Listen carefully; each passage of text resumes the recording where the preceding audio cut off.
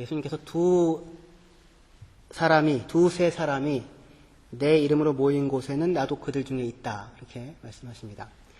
그 두 사람이 함께 있으려면 이유가 있어야 하지 않겠습니까? 아무 이유 없이 같이 있지는 않을 텐데, 같이 있는 이유가 예수님 때문이랍니다. 예수님을 중심으로 하여서 두 사람이고 세 사람이고 모여지면 예수님은 거기에 가시겠다. 이렇게 말씀을 하십니다. 저희 교회가 오바마 대통령을 초청을 하면 올까요?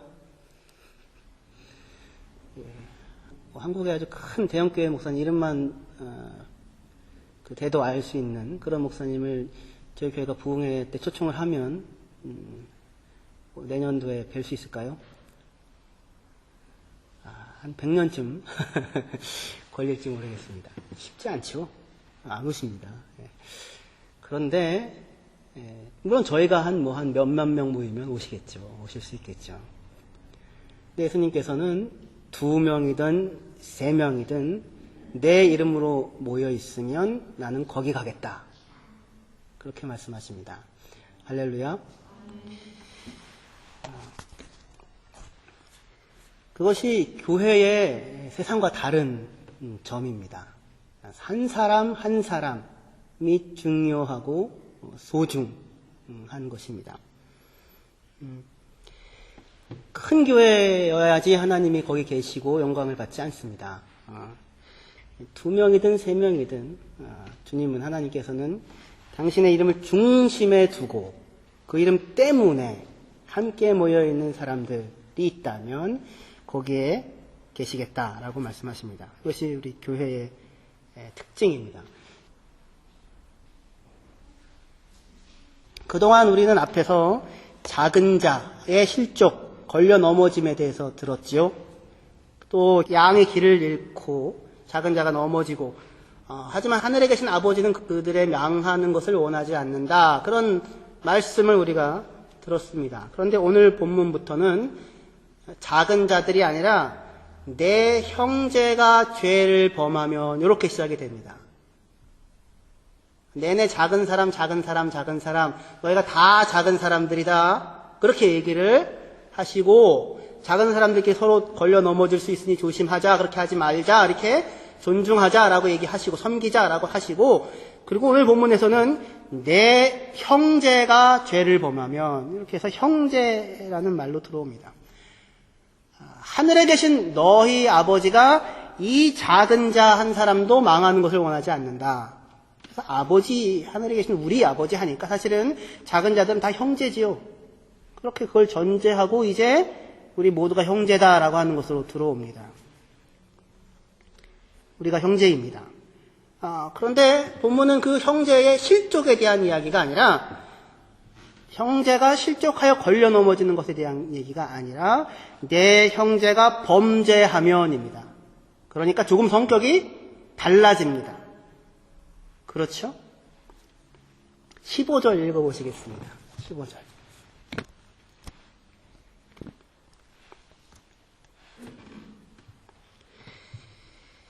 다시 읽겠습니다. 시작. 내 형제가 죄를 범하거든 가서 너와 그 사람과만 상대하여 권고하라. 만일 들으면 내가 내 형제를 얻은 것이요. 이렇게 말씀하십니다. 죄를 범하거든 이렇게 됩니다. 단순히 넘어졌거든, 낭망했거든, 또 길을 잃었거든, 실수했거든이 아니고 뭐예요? 범죄했거든 이런 말입니다. 그러면 가서 권고해라 말씀합니다. 죄는 그냥 두면 어떻게 됩니까? 그냥 자연스럽게 사라지고 맙니까? 그렇지 않지요. 한번 뿌리 내린 죄는 잡초처럼 번져갑니다. 사람을 잡게 됩니다. 잠언 29장 1절에 자주 책망을 받으면서도 목이 곧은 사람은 갑자기 패망을 당하고 피하지 못한다라고 말합니다. 자주 책망을 듣습니다. 잘못했다. 너 그러면 안 된다. 그건 죄를 범하는 것이다. 그런데 그것을 여러 번 듣고도 목이 곧아서 듣지 않고 고치지 못하고 있는 사람은 갑자기 패망을 당하고 피하지 못하게 된다고 합니다.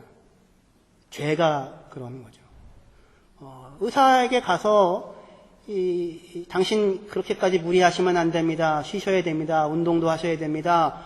음식 조절하셔야 됩니다. 그렇게 계속해서 이야기를 듣고 있는데 안 고치면 어떻게 됩니까? 갑자기 쓰러지는 것과 똑같은 것입니다. 그것이 죄가 그렇습니다. 그냥 놓아두면 어느 순간 사람을 고꾸러뜨립니다. 한순간에 망하게 합니다. 그러니 그냥 둘 수는 없는 것입니다. 이 죄를 범한다라고 했는데 죄라는 것은 어떤 것이겠습니까?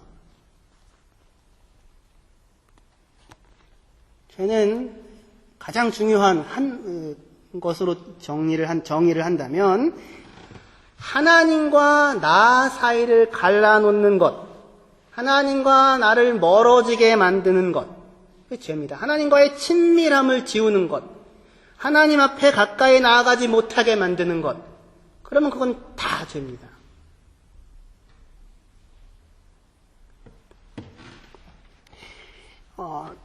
여호와의 손이 짧아 구원하지 못함도 아니요 귀가 둔하여 듣지 못하심도 아니라 오직 너희 죄악이 너희와 너희 하나님 사이를 갈라놓았고 너희 죄가 그의 얼굴을 가리워서 너희에게서 듣지 않으시게 함이라. 그렇게 말씀합니다. 다른 것이 아니고 죄가 있어서 무슨 일이 생겨요?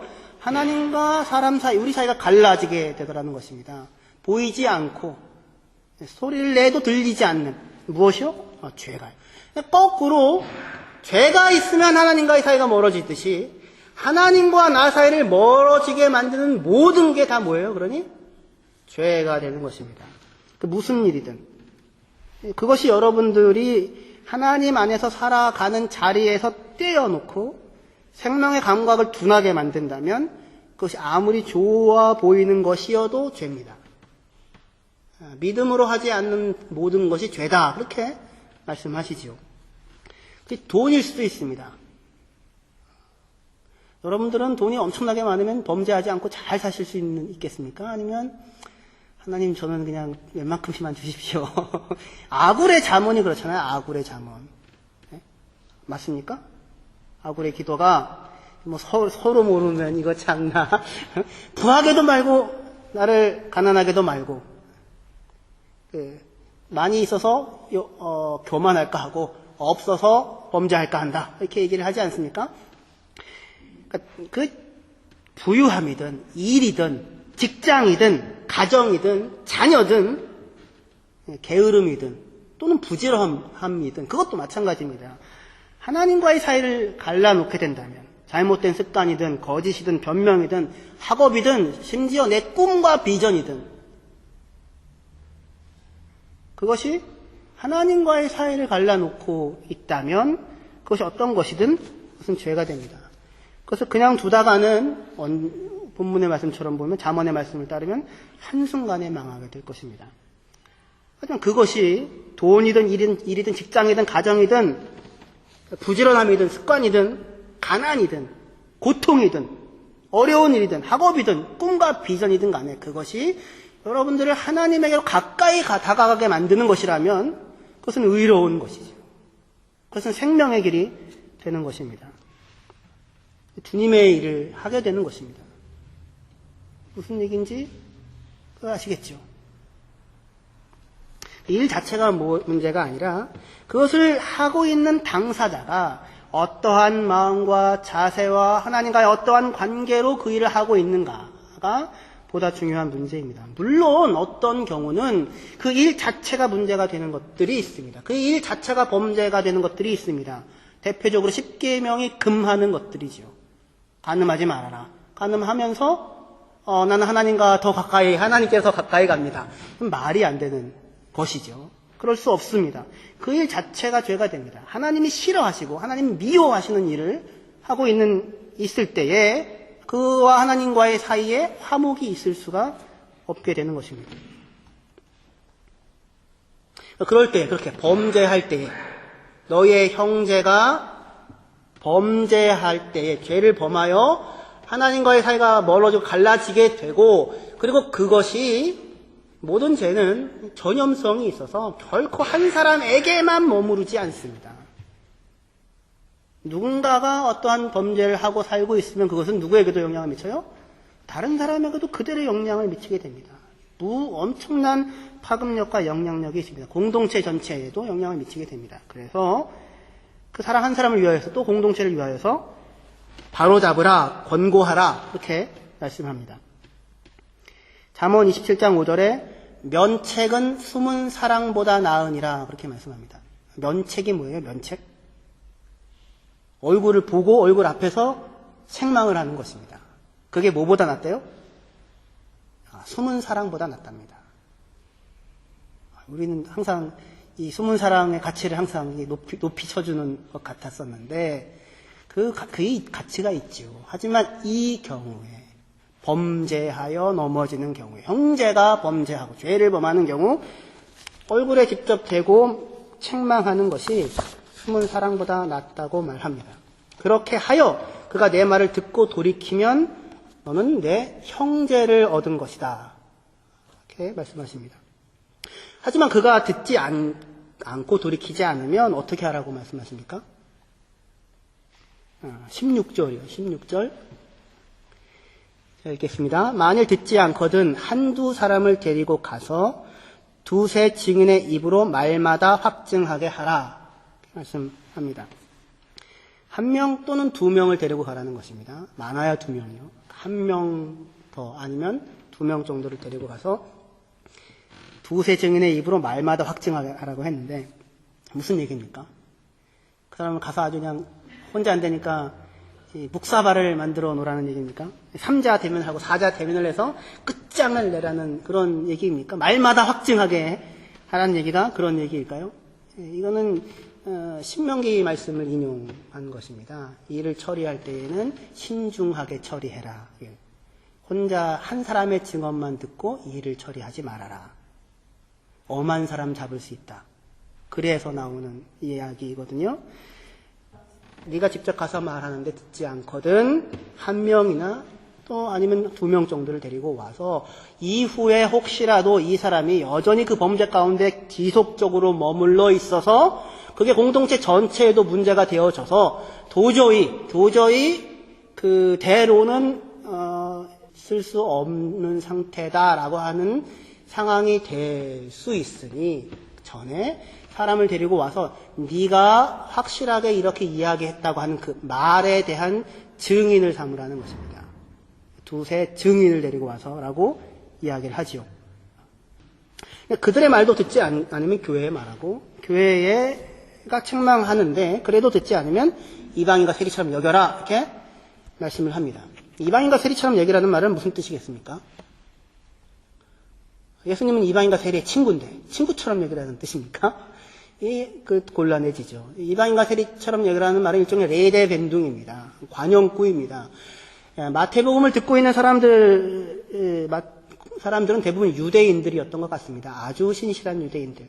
그러니 그 사람들에게는 일종의 아주 옛날부터 우리에게 일본 사람 뭐 이렇게 할 때에 무슨 느낌이 오듯이 이방인과 세리하면 가까이 해서는 안 되는 사람이라고 하는 말에 일종의 그 이디엄 같은 관용구 같은 것입니다. 그러니까 이방인과 세리처럼 여기라는 얘기는 거리를 두고 멀리 하라는 얘기가 됩니다. 왜 거리를 두고 멀리 해야 합니까? 스스로를 보호하기 위해서입니다. 죄라는 것은 전염됩니다.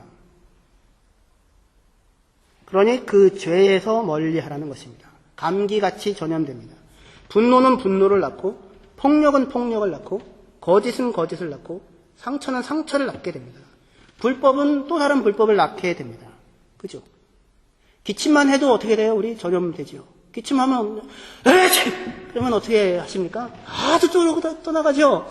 어디 악수하려고 해도 왜 그러십니까? 이렇게 스스로 그렇게 하지 않습니까? 그런 것처럼 거리를 두고 그의 죄에 물들지 말아라 라고 말씀을 하시는 것입니다. 이럴 때에 오늘 우리의 본문에 강조가 어디에 있어 보입니까? 형제가 범죄하거든 죄를 용납하지 말아야죠. 가서 이야기하라. 그렇죠? 죄를 용납하지 말아야 됩니다. 용납되어서는 안 됩니다. 바로 잡아야 합니다. 그런데 어떻게 바로 잡으라고 합니까? 최대한의 집중력을 가지고 은밀히 일을 진행하라는 것입니다. 그렇죠.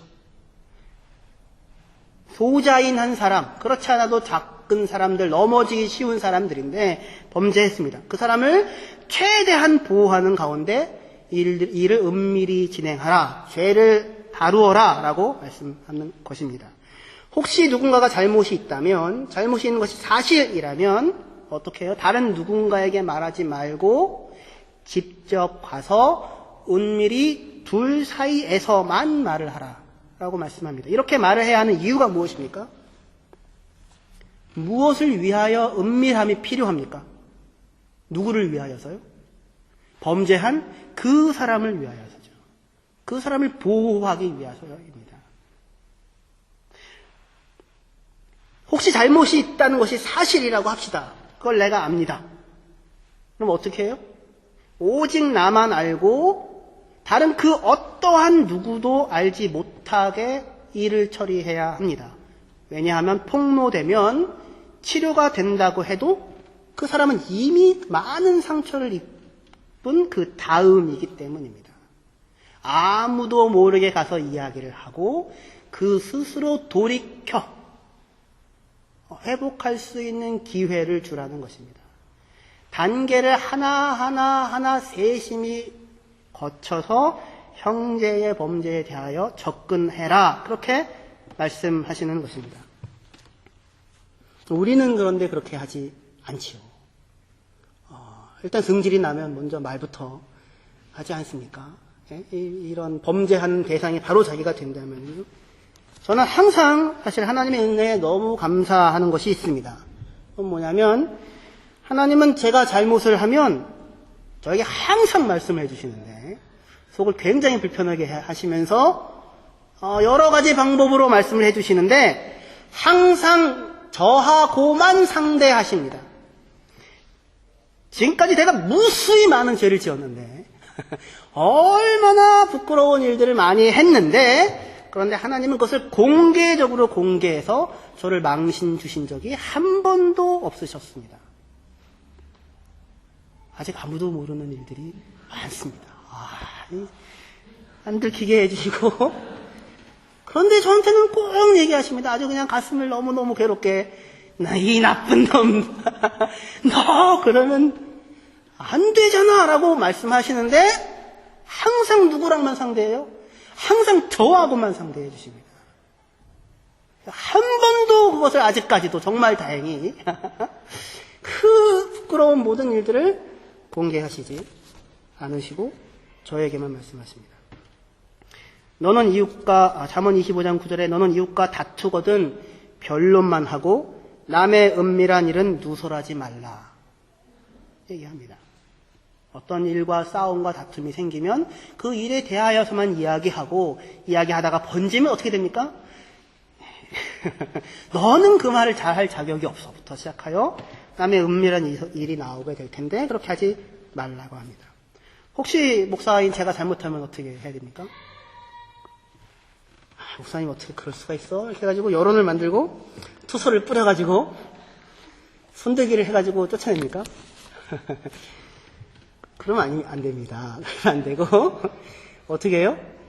저한테 직접 오셔야죠. 저한테 개인적으로 저한테 직접 오셔야 됩니다. 아무에게도 얘기하지 마시고 여기가 중요해요. 아무에게도 하지 마시고 저한테 직접 오셔야 됩니다. 저한테 직접 얘기를 하세요. 면책하라 했으니까 얼굴을 대고 메일도 괜찮고 어쨌든 직접 저에게 말씀을 하시는 목사님 이건 목사님 정말 잘못하시는 것 같습니다. 그러면 제가 그분을 미워할까요? 저를 어떻게 보십니까? 저를 참 잘 보시는 그렇지 않습니다. 성경 잠언 9장 8절 말대로 거만한 자를 책망하지 말라. 그가 너를 미워할까 두려워하라. 지혜 있는 자를 책망하라. 그가 너를 사랑하리라. 맞습니다. 제가 사랑해드리겠습니다. 지혜로운 자를 경고하면 그가 너를 은인으로 여길 것이고 어리석은 자에게 경고하면 그가 너를 죽이고자 달려들 것이다. 말씀하는데 은인으로 여기겠습니다. 저는 그렇게 생각하는데 여러분들도 그러시죠? 누가 지혜로운 자입니까?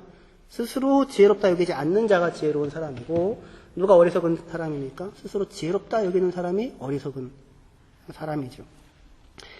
폭로하기 위해서 함께 사는 것이 아니고 덮고 가려지기 위해서 함께 삽니다. 부족하고 언제든 넘어질 수 있으니까, 그러니까 서로 안 만나고 편하게 사는 것이 아니라, 그래서 필요한 것이 서로 덮어주는 것입니다. 가려주고 참아주고 감당해주는 것. 덮어주는 것은 됐어 그냥 그럴 수도 있지 그 얘기가 아니라, 이야기하되 덮는 것입니다. 아무도 모르게 나만 알고 있도록 참아주고 감당해주고 사랑해주고 함께 사는 것입니다.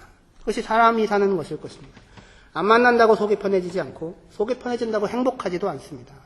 외로우면 사람은 살 수가 없고 혼자 사는 사람은 살 수가 없습니다.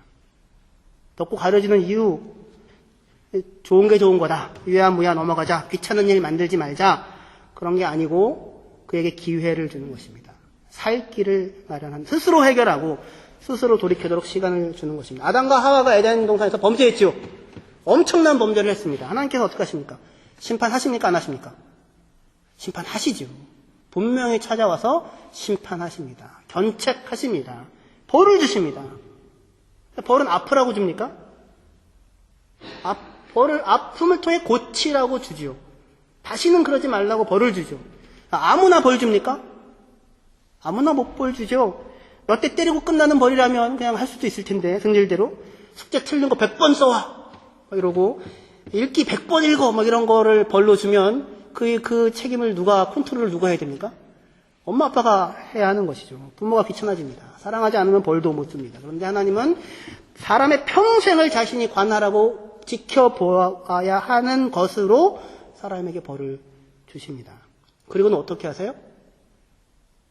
심판하고 벌 주고 에덴에서 쫓아내시는 때 내고 끝나는 것이 아니라, 나무 잎으로 얼기설기 자기의 부끄러움과 수치를 가려놓고 있는 사람들에게 가죽옷을 지어 입혀서 그 부끄러움과 수치를 덮어주십니다. 할렐루야. 너 부끄러워해야 돼. 이렇게 하지 않으십니다.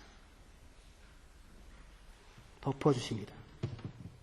그것이 하나님이고 그것이 교회입니다. 잘못하지 않았다는 것이 아니고 잘못한 것이 사실입니다. 하나님은 벌하십니다. 그럼에도 하나님은 그들의 수치를 폭로하고 벌거벗겨서 쫓아내시는 것이 아니라, 나뭇잎으로 얼기설기 만든 그것이 아니라 가죽옷을 친히 만들어 그들의 수치를 가려주시고 부끄러움을 덮어주십니다. 하나님 앞에 넉넉하게 찾아 나올 수 있게 하십니다. 함께 기도할 수 있게 하십니다. 함께 이야기할 수 있게 하십니다.